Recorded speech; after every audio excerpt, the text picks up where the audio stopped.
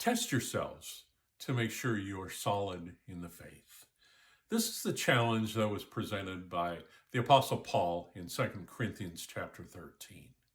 And it's something I've done several videos about now, just encouraging anybody to take these things to heart, to make sure that, as Paul goes on to say, that we have regular checkups that give us firsthand evidence that Jesus Christ is in us.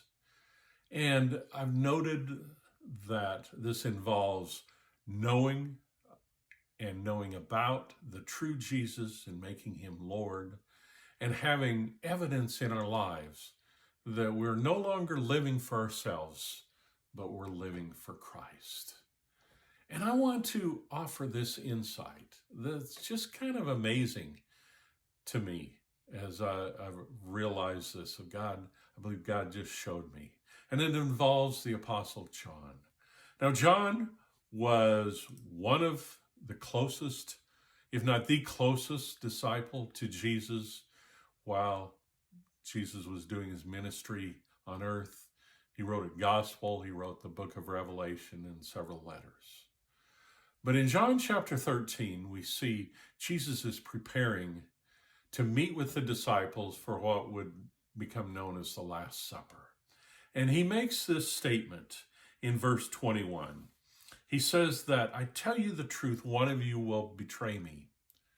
Now everyone was kind of shocked at this. And Peter motioned to John, and we read this in verse 23. The disciple Jesus loved, who was a reference to John, was sitting next to Jesus at the table.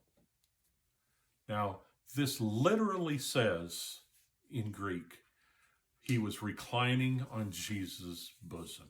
That means he had his head rested on Jesus' chest.